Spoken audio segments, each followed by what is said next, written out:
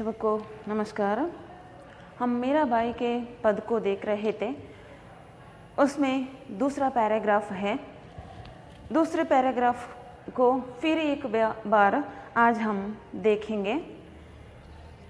तो देखें दूसरा पैराग्राफ। भज मन चरण कमल अविनाशी, जेताई दिशाम धरनी गगन, माँ ते ताई उठी जासी। तीरथ बरताम आन कतांताम, कह लयाम करुवत कासी। या देहीरो गर्भ न करना, माटी माँ मिल जासी। यो संसार चहररी बाजी, सांझ पड़िया उठ जासी। कहा भयाम था भगवान पहरिया, घर तज लयाम सन्यासी। जोगी होई जुगत ना जाना, उलट जन्म रा फांसी।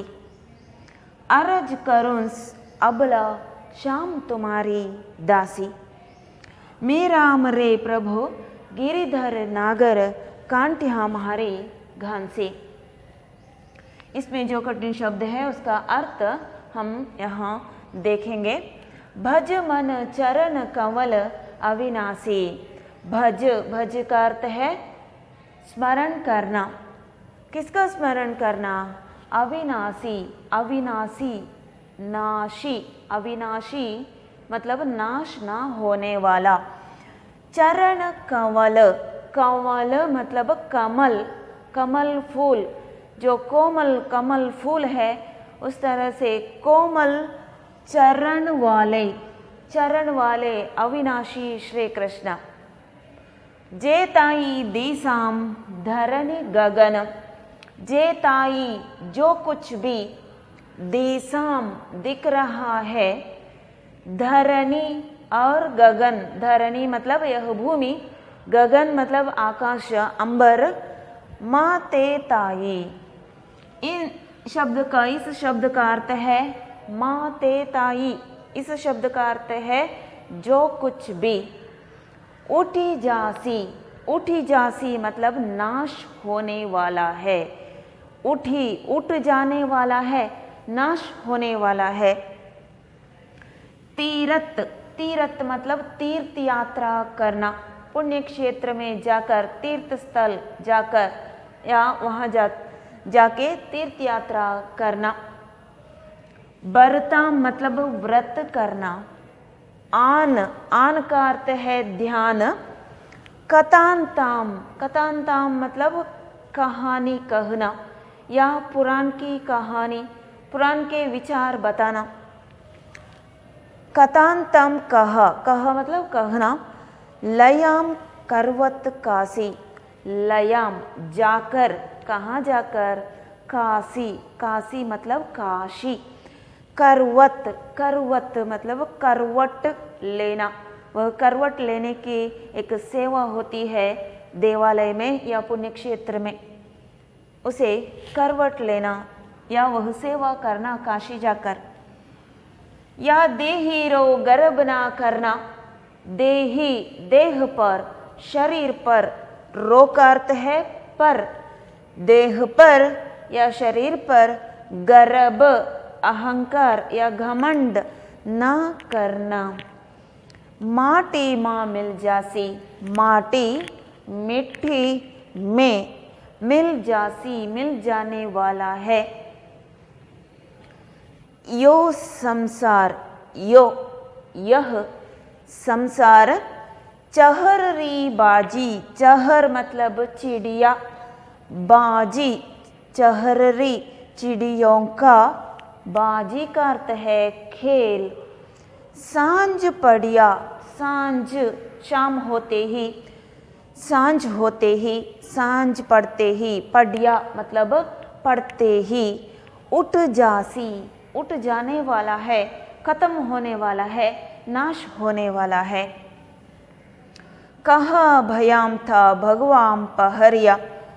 कहा भयाम और भगवान पहरिया मतलब भगवे वस्त्र पहनकर, सब कुछ त्याग कर भगवे वस्त्र पहन लेना, भयाम या भय से, कहाँ भयाम भय से रहना, और भगवे वस्त्र पहन लेना, पहरिया का अर्थ है पहन लेना, घर तज लयाम सन्यासी, घर तज, तज का अर्थ है त्याग करके, लयाम बनकर, क्या बनकर, सन्यासी बनकर रहना, जोगी होय, जोगी योगी, जुगत ना जाना, जुगत एक अर्थ है युक्ति और एक अर्थ है मुक्ति, ना जाना युक्ति के बारे में ना जानना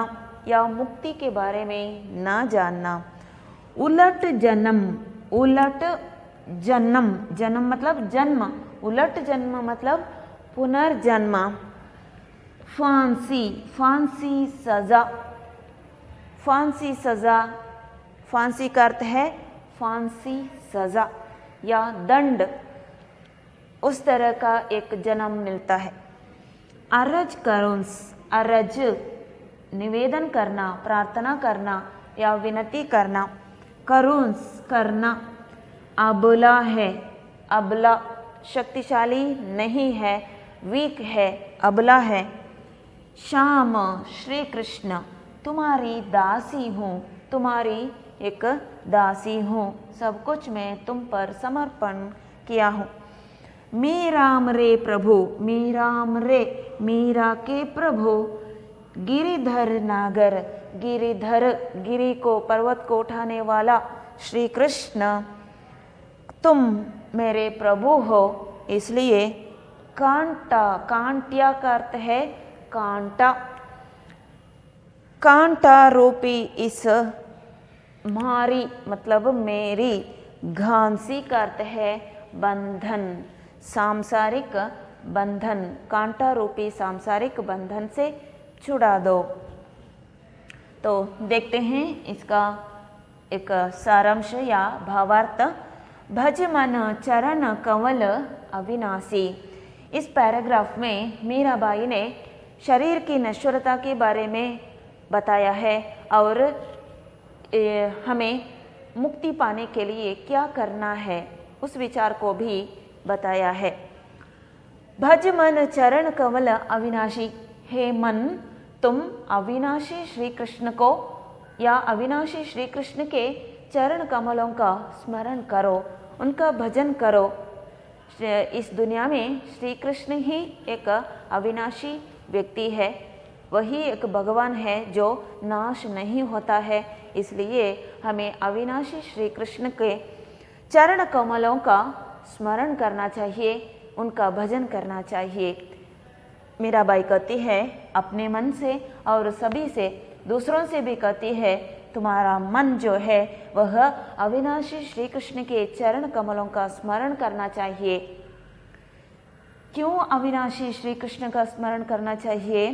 क्योंकि इस दूसरे लाइन में मीराबाई ने बताया है कि जेताई दीसाम, जेताई मतलब जो कुछ भी हमें इस दुनिया में हमारे आंखों के लिए दिख रहा है या हम लोग इस संसार में जो कुछ भी अनुभव कर रहे हैं वह सब कुछ क्या होने वाला है, एक ना एक दिन नाश होने वाला है। कोई भी यहाँ या कुछ भी यहाँ शाश्वत नहीं है। जेताई जो कुछ भी, दीसाम दिख रहा है, कहाँ दिख रहा है? धरनी गगन, इस धरती और आकाश के बीच में यह जो दुनिया है, यह जो लोक है, इस लोक में जो कुछ भी हमें आंखों के लिए, हमारे आंखों के लिए दिख रहा है वह सब एक न एक दिन नाश होने वाला है। माते ताई, वह सब कुछ उठी जासी नाश हो जाएगा, अवश्य ही सब कुछ नाश हो जाएगा। इसलिए उन सब नाश होने वाले इन सब चीज़ों पर, इन सब विचारों पर मोह मत रखना, अविनाशी श्री कृष्ण का स्मरण करना, उनका भजन करना। तीरथ बरताम आन कथांतम कह लयाम करवत कासी। हमें यह पहले जान लेना चाहिए या हमें पहले अपने मन में श्री कृष्ण के बारे में सच्ची भक्ति रख लेनी चाहिए। अगर हमारे मन में सच्ची भक्ति ना रख कर हम लोग तीर्थ यात्रा करने से कोई फायदा नहीं है। मन में पहले क्या करना चाहिए? मन में पहले अविनाशी श्री कृष्ण के बारे में सच्ची भक्ति रख लेनी चाहिए।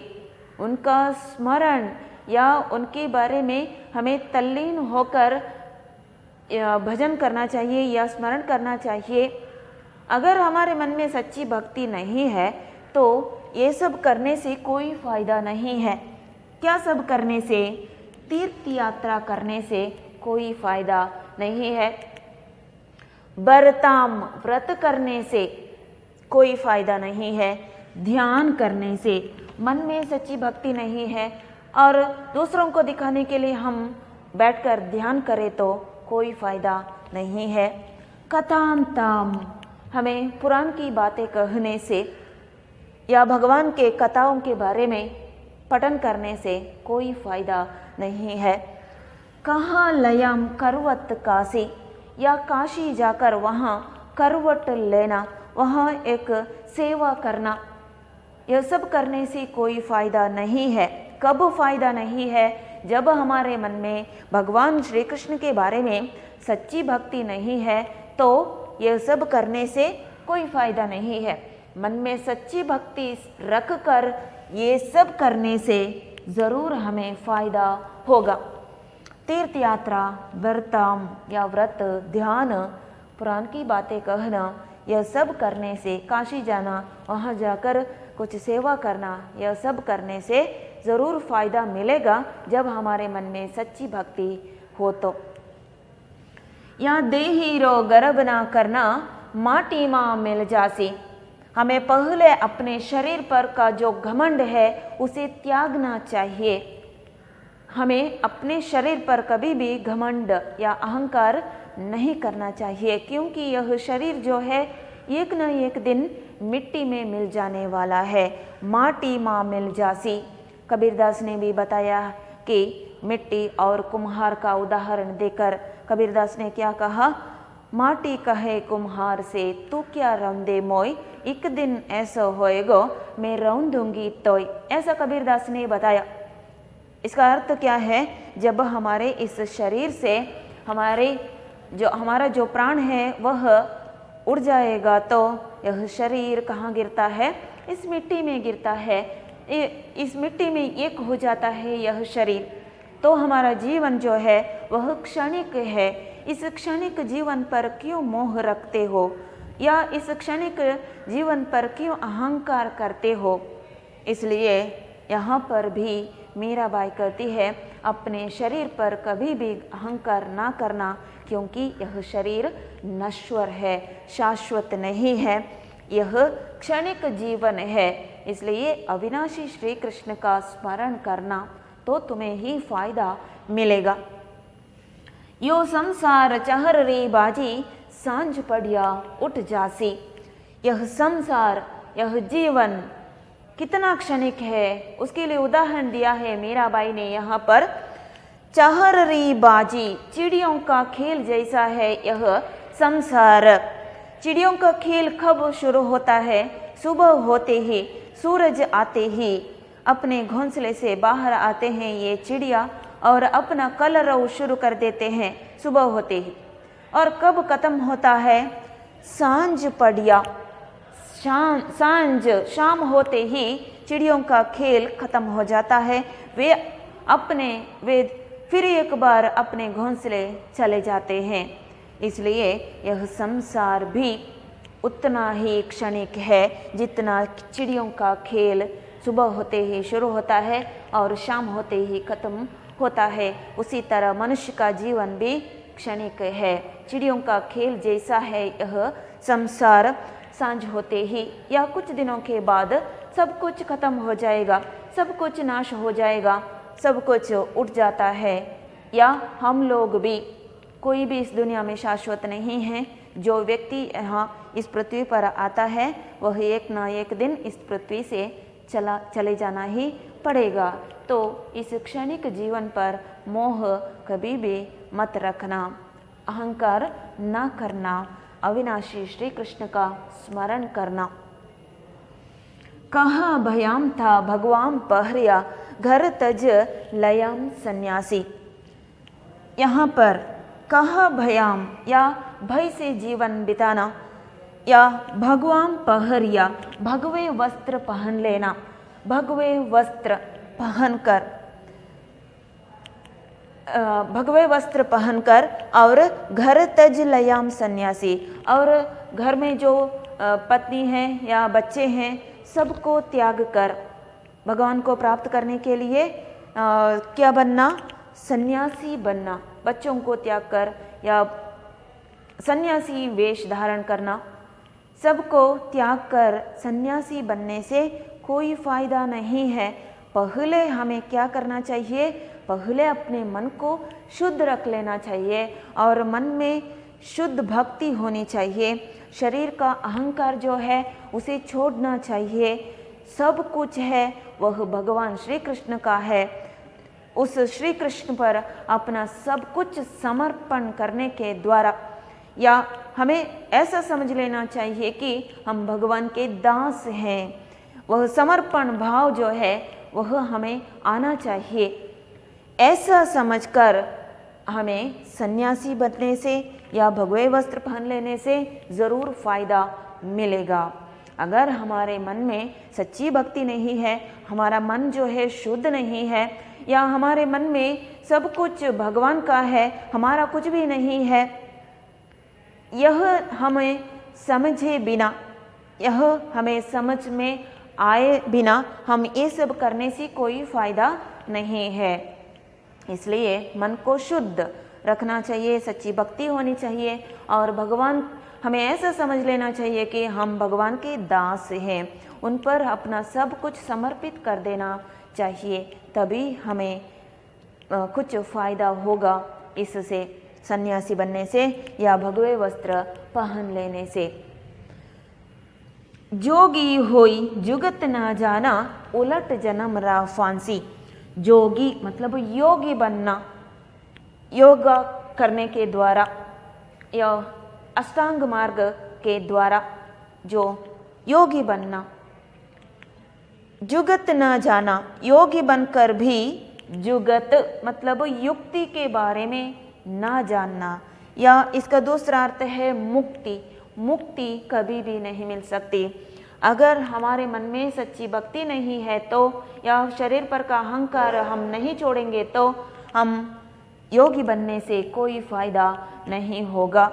बदले में हमें क्या मिलेगा, मुक्ति कभी नहीं मिलेगा। हमारे शरीर को, हमारी आत्मा को मुक्ति जरूर नहीं मिलेगी। तो बदले में क्या मिलेगा, उलट जन्म रा फांसी। उलट जन्म मतलब पुनर्जन्म, और एक पुनर्जन्म हमें मिलेगा। अगर हमारे इस शरीर को मुक्ति मिलेगी तो और एक जन्म नहीं मिलेगी। इसलिए अगर हमारे शरीर को मुक्ति नहीं मिलेगी तो और एक जन्म, उलट जन्म, पुनर्जन्म जरूर मिलेगा। किस तरह का पुनर्जन्म, फांसी। फांसी जो सजा है, फांसी दंड जो है, कितना एक भयानक दंड है, उतनी ही एक पुनर्जन्म, उतने ही एक भयानक या कठिन जन्म हमें मिलेगा। मुक्ति कभी भी नहीं मिल सकती। इसलिए हमें अपने शरीर को, अपनी आत्मा को मुक्ति करने के लिए, मुक्ति मिलने के लिए क्या करना चाहिए, मन को शुद्ध, सच्ची भक्ति और समर्पण भाव भगवान पर, सब कुछ भगवान पर समर्पित कर देना और अविनाशी श्री कृष्ण पर सब कुछ छोड़ देना और उन्हें एक मन से प्रार्थना करना। यह सब करने से हमारे शरीर को, हमारे आत्मा को मुक्ति ज़रूर भगवान देंगे, नहीं तो मुक्ति नहीं मिलेगी। उलट जन्म रा फांसी, फांसी सज़ा जैसा एक कठिन जन्म हमें मिलेगी और फिर एक बार इस पृथ्वी पर हम जन्म लेकर आकर इस नरक जीवन में, नरक युक्त जीवन बिताना पड़ेगा। इसलिए मीराबाई यहाँ कहती है, अरज करूंस, अरज निवेदन करती है, प्रार्थना करती है, किससे? श्री कृष्ण से। श्याम, श्री कृष्ण, श्याम मतलब श्यामल वर्ण वाला कृष्ण है। श्री कृष्ण से निवेदन करती है, प्रार्थना करती है मीराबाई कि मैं एक अबला स्त्री हूँ। अबला मतलब शक्तिशाली नहीं हूँ, बहुत ही वीक स्त्री हूँ मैं, अबला स्त्री हूँ। तुम्हारी दासी भी हूँ, मैं तुम्हारी दासी भी हूँ। मैंने अपना सब कुछ तुम पर ही समर्पण कर दिया है। ऐसा एक समर्पण भावना यहाँ मीराबाई ने बताया है।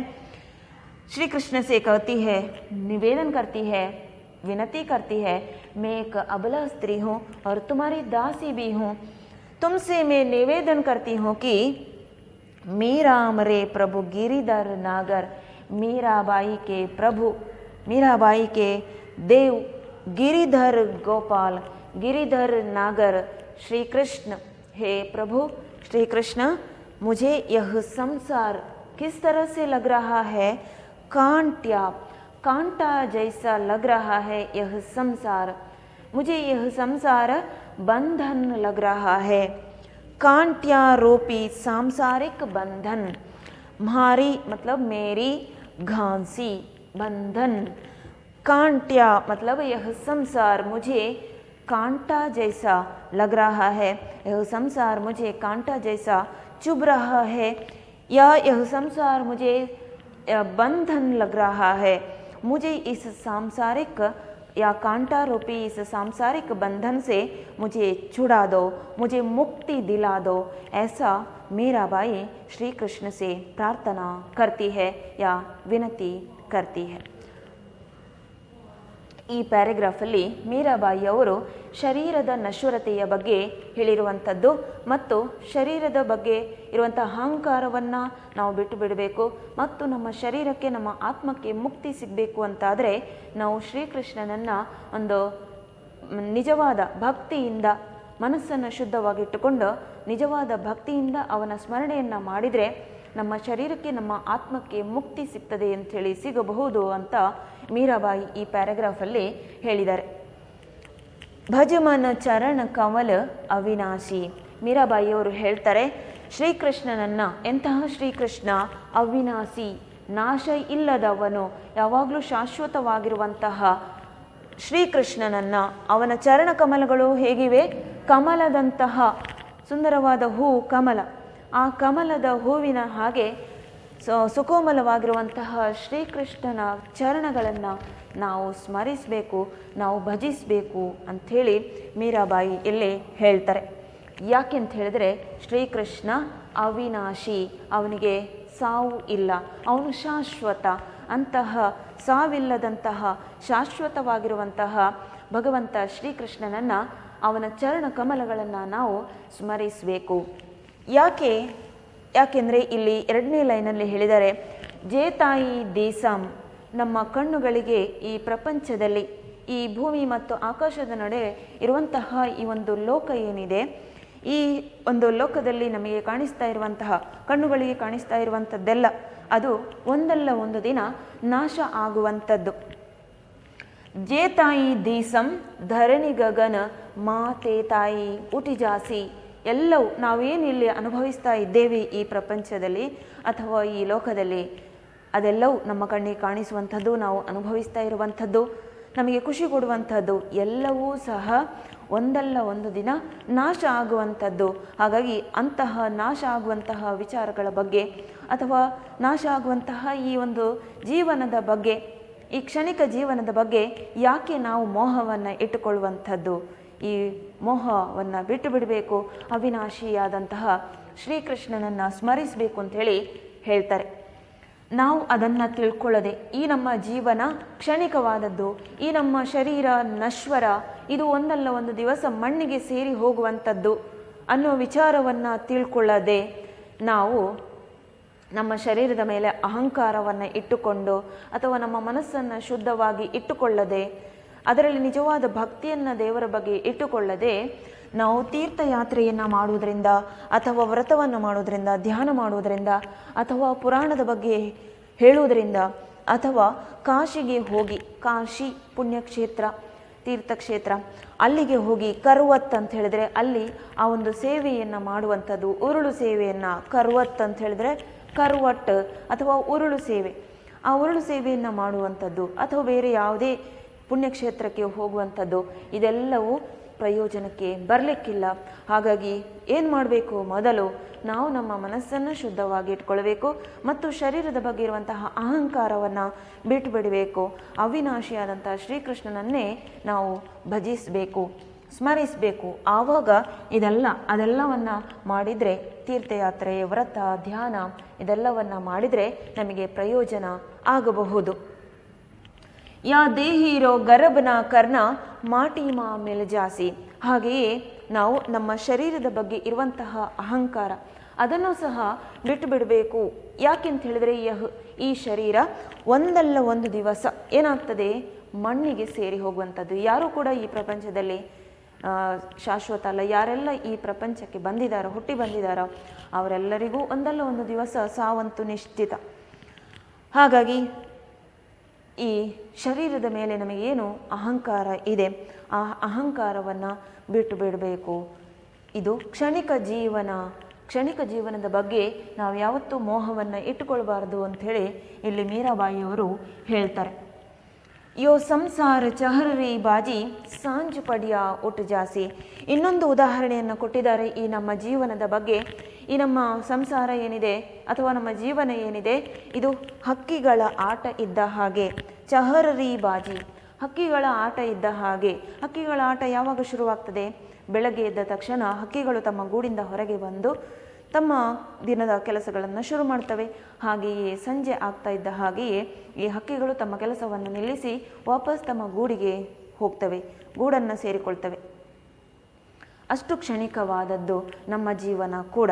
ಹಕ್ಕಿಗಳ ಕಲರವ ಇದ್ದ ಹಾಗೆ, ಹಕ್ಕಿಗಳ ಆಟ ಇದ್ದ ಹಾಗೆ ನಮ್ಮ ಈ ಸಂಸಾರ ಕೂಡ ಕ್ಷಣಿಕವಾದದ್ದು. ಕ್ಷಣಿಕ ಜೀವನದ ಬಗ್ಗೆ ಯಾವತ್ತೂ ಅಹಂಕಾರವನ್ನು ಇಟ್ಟುಕೊಳ್ಬೇಡಿ. ಅಹಂಕಾರವನ್ನು ತ್ಯಜಿಸಿ ಭಗವಂತ ಶ್ರೀಕೃಷ್ಣನನ್ನು ಆರಾಧಿಸಿ ಅವನ ಧ್ಯಾನವನ್ನು ಮಾಡಿ ಅಂತ ಹೇಳಿ ಇಲ್ಲಿ ಮೀರಾಬಾಯಿಯವರು ಹೇಳಿದ್ದಾರೆ. ಕಹ ಭಯಾಂ ಥಾ ಭಗವಾಂ ಪಹರ್ಯ ಘರ ತಜ್ ಲಯಾಂ ಸನ್ಯಾಸಿ. ಹಾಗೆಯೇ ಭಗವೇ ವಸ್ತ್ರ ಅಥವಾ ಭಯದಿಂದ ಬದುಕುವಂಥದ್ದು ಅಥವಾ ಭಗವೇ ವಸ್ತ್ರ ಪಹನ್ಕರ್. ಭಗವೇ ವಸ್ತ್ರ ಅಂದರೆ ಕಾಷಾಯ ವಸ್ತ್ರ ಅಥವಾ ಕಾವಿ ವಸ್ತ್ರ ಅಂತೇಳಿ ನಾವು ಹೇಳ್ತೇವೆ. ಕಾವಿ ವಸ್ತ್ರವನ್ನು ಧರಿಸಿಕೊಂಡು ಅಥವಾ ಎಲ್ಲ ಪತ್ನಿ ಮಕ್ಕಳನ್ನು ಎಲ್ಲರನ್ನು ಮನೆಯನ್ನು ತ್ಯಜಿಸಿ ಸನ್ಯಾಸಿ ಆಗುವಂಥದ್ದು. ಇದೆಲ್ಲ ಪ್ರಯೋಜನಕ್ಕೆ ಯಾವಾಗ ಬರ್ತದೆ? ನಾವು ಮನಸ್ಸಲ್ಲಿ ನಿಜವಾದ ಭಕ್ತಿಯನ್ನು ಇಟ್ಟುಕೊಂಡು ಶರೀರದ ಮೇಲಿನ ಅಹಂಕಾರವನ್ನು ತ್ಯಜಿಸಿ ಒಂದೇ ಮನಸ್ಸಿನಿಂದ ನಾವು ಭಗವಂತ ಶ್ರೀಕೃಷ್ಣನನ್ನು ಎಲ್ಲವೂ ಸಹ ಪ್ರಯೋಜನಕ್ಕೆ ಬರಬಹುದು. ಕಾವಿ ವಸ್ತ್ರವನ್ನು ಧರಿಸಿಕೊಂಡು ಸನ್ಯಾಸಿ ಆಗುವಂಥದ್ದು ಅಥವಾ ಎಲ್ಲ ತ್ಯಾಗ ಮಾಡಿಕೊಂಡು ಸನ್ಯಾಸಿಯಾಗಿ ಬದುಕುವಂಥದ್ದು, ಇದೆಲ್ಲ ಪ್ರಯೋಜನಕ್ಕೆ ಬರುವಂಥದ್ದು. ನಾವು ಎಲ್ಲವನ್ನೂ ಸಹ ನಮ್ಮ ಮನಸ್ಸನ್ನು ಶುದ್ಧವಾಗಿ ಇಟ್ಟುಕೊಂಡು ಅದರಲ್ಲಿ ಶುದ್ಧ ಭಕ್ತಿ ಇದ್ದರೆ ಮಾತ್ರ ನಮಗೆ ಪ್ರಯೋಜನ ಆಗ್ತದೆ. ಇಲ್ಲದೆ ಇದ್ದರೆ ಮನಸ್ಸಿನಲ್ಲಿ ನಮಗೆ ಶುದ್ಧ ಭಕ್ತಿ ಇಲ್ಲ, ಮನಸ್ಸು ಎಲ್ಲೆಲ್ಲ ಓಡ್ತದೆ, ಮನಸ್ಸು ಸ್ಥಿರ ಇಲ್ಲ. ಹಾಗೆಯೇ ಶರೀರದ ಮೇಲೆ ಒಂದು ರೀತಿಯ ಅಹಂಕಾರ, ಇದನ್ನೆಲ್ಲವನ್ನು ಇಟ್ಟುಕೊಂಡು ಈ ರೀತಿ ಕಾವಿ ವಸ್ತ್ರವನ್ನು ಧರಿಸಿಕೊಂಡು ಅಥವಾ ಸನ್ಯಾಸಿ ಆಗುವಂಥದ್ದು ಇದೆಲ್ಲ ಪ್ರಯೋಜನಕ್ಕೆ ಬರಲಿಕ್ಕಿಲ್ಲ.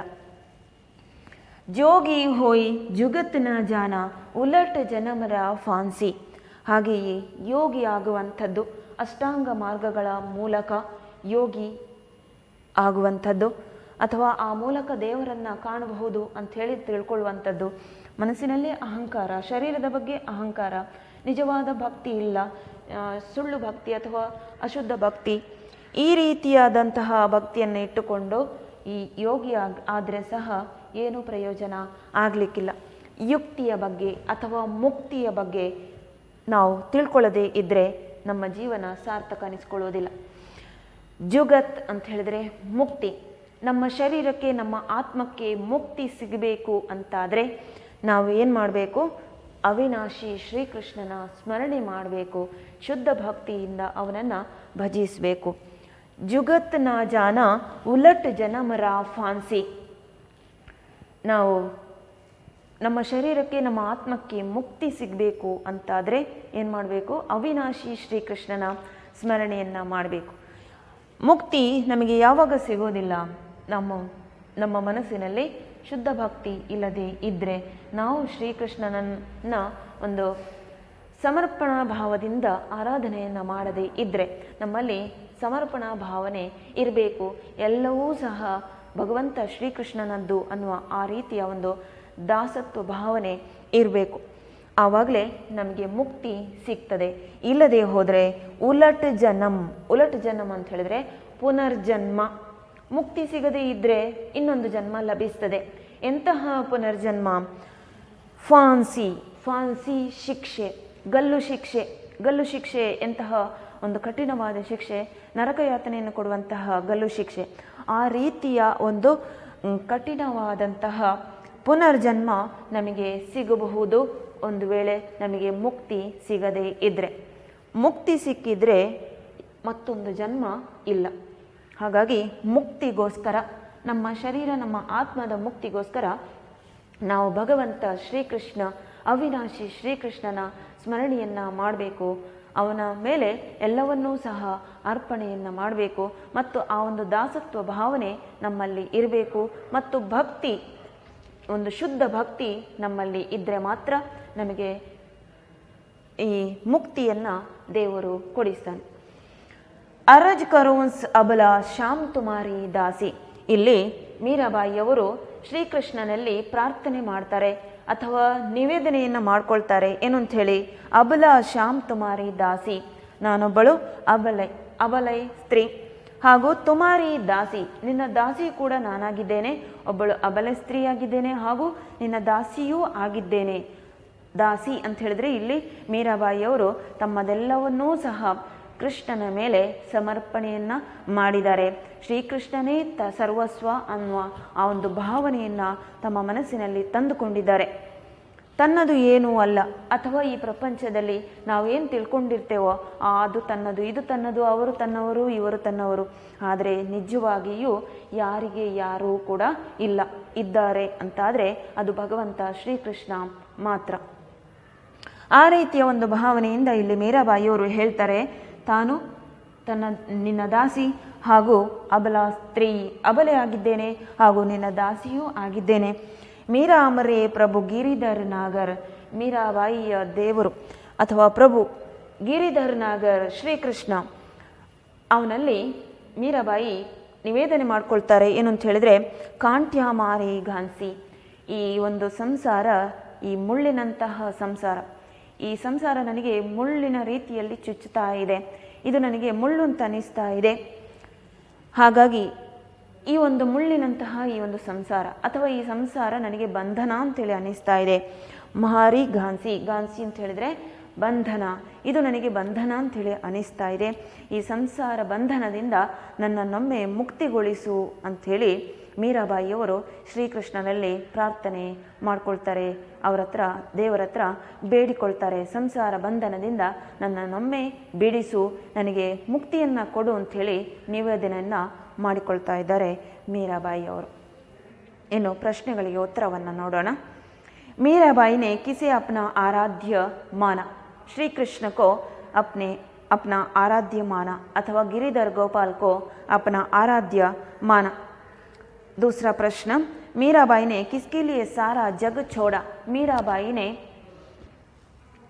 श्री कृष्ण के लिए सारा जग छोड़ा. मीराबाई ने किसकी संगति में बैठकर लोकलाज छोड़ा?